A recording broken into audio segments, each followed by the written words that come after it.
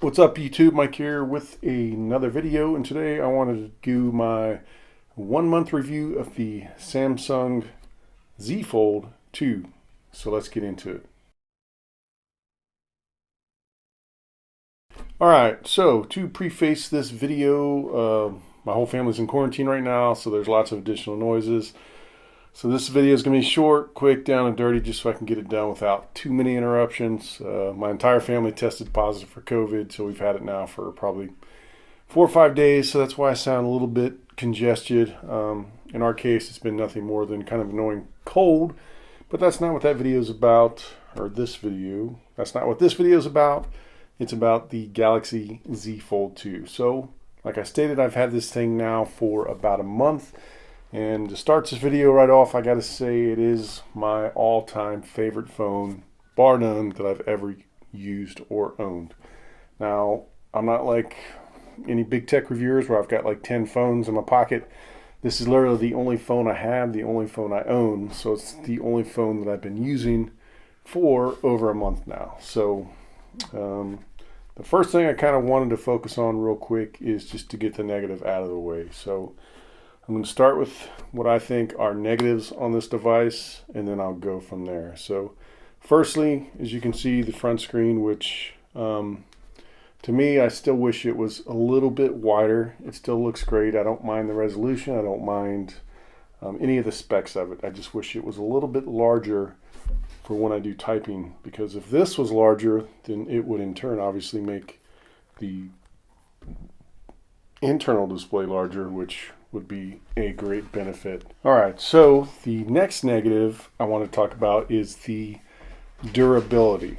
Now, the durability of this device itself is actually really good, but the inner display, it comes with the screen protector, which is very tacky. The factory one, I don't recommend you keep it. I recommend you peel that one off and then put something on it. But where I'm getting into the durability is that you do not, under any circumstances, want to carry this around without any kind of screen protector on the inside. So whether you go with a matte or if you go with a clear one like I have here, you definitely want to keep a screen protector. I made the mistake of taking it off, and I said, all right, I'm going to try it for a few days. So for about 3 days, I didn't have an inner screen protector.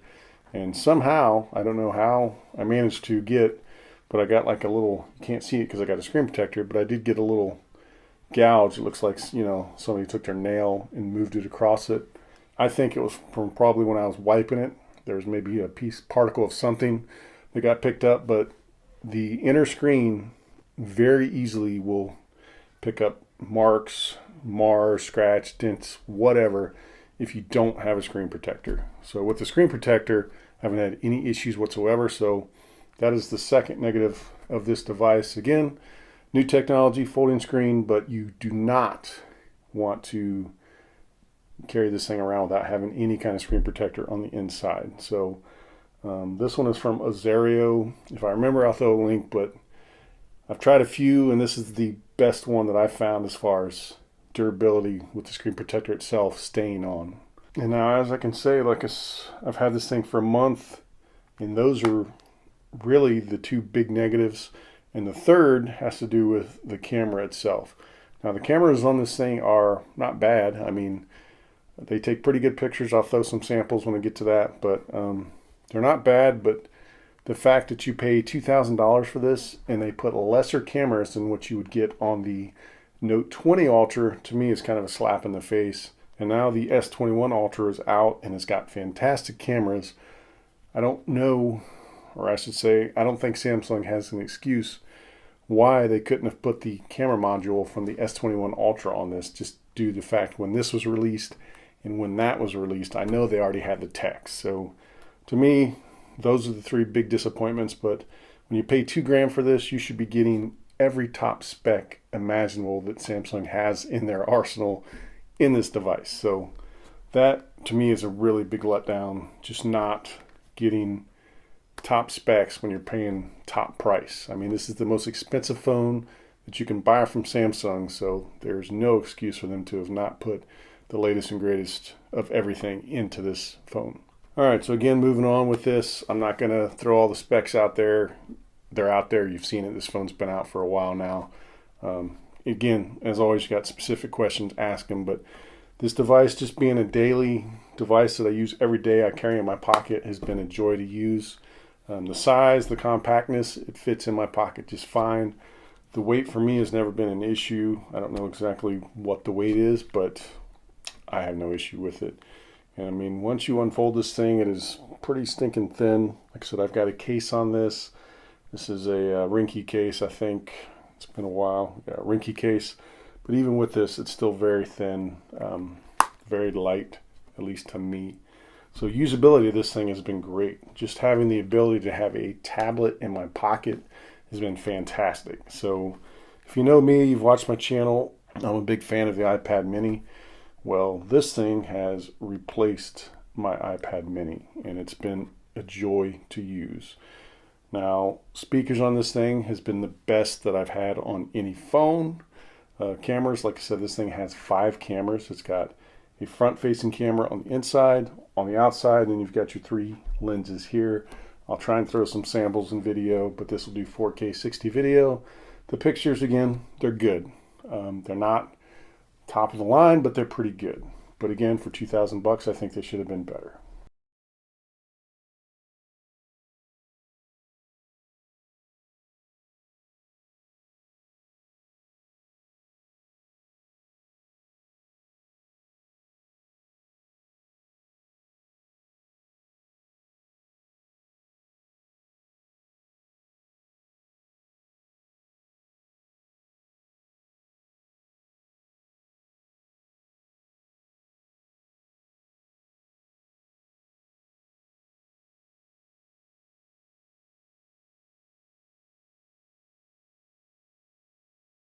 Now, as far as battery life with this thing, using it every day, I get about 5 to 6 hours screen on time, which for me, I get through the day just fine. So I usually get up fairly early. Once I take this off the charger, we'll say 6 a.m. I don't put it back on the charger till about 10 o'clock at night, and I'm still probably around 20%, 25% of battery. So for having such a large display in a 4,500 milliamp battery, I think that's pretty darn good. And the whole reason you're buying this phone, and the best part of this phone, is this inner display. It's got the 120 hertz refresh rate, which I just leave it on all the time, and it has got a tremendously bright, clear panel. I mean, I believe it's 1440p or Quad HD. It's not quite 4K, but to my eye, it looks fantastic. You can watch YouTube on here in 4K, 1440p, and it just looks ridiculously good. Again, it's got the 865 plus processor, 12 gigs of RAM, 256 gigabytes of internal storage. One thing they did get rid of, which I can't remember if it was on the first fold or not, but at the same time, they're getting rid of it on all their phones anyways, and that is a micro SD card slot, which to me is a bummer, which again, when you're paying 2,000 bucks, they should have just gave you 512 gigabytes of storage and you wouldn't have to worry about it. But I can say after a month of using this thing, I mean, it has held up fantastic. The hinge is just as stiff as it was on the first day I got it. And I open and close this thing hundreds of times a day, and I just have no issue with the hinge, with the durability. I mean, it's just a fantastic device. So like I said, this is by far my favorite phone that I have ever owned, bar none.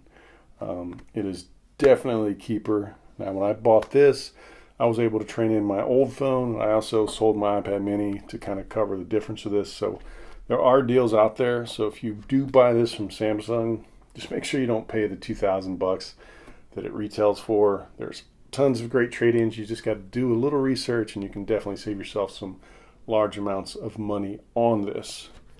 Now, obviously, there are already rumors of a 3rd gen of this thing possibly being released this year in 2021. But your next question will probably be, so should I buy this or wait for the 3rd one? Personally, if you've got the money, or again, if you can get that good trade-in deal, I wouldn't wait. Technology, it's always going to improve. There's always going to be the next best thing around the corner.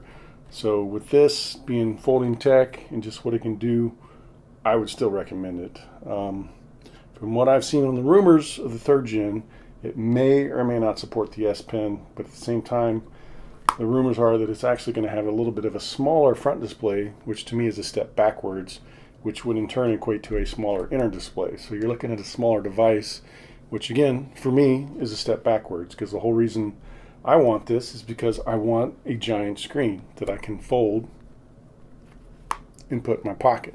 So with that, I know I've been jumping around a lot. I just obviously been a little sick, so just wanted to get this out there just because I've been using this device, enjoying this device, and I just kind of wanted to share my thoughts with you guys. And like I always tell you guys, I'll read the comments, so if there's something you want to know on this, you want to see, you want me to test, shoot it in the comments below and I'll do my best to do so. I do plan on doing a separate video where I kind of demonstrate DeX on this. Now unfortunately you're not able to do DeX mode on just the phone itself, even though you got such a large display. It's still got to be projected onto an external display, whether you do that wireless or wired. But with that, I appreciate you guys watching. Again, been under the weather, so I'm going to try and crank some more videos out. But if this video helped you out, if you guys enjoyed it, make sure you give it a thumbs up. And as always, if you have not subscribed, I'd appreciate you if you do so. Thanks.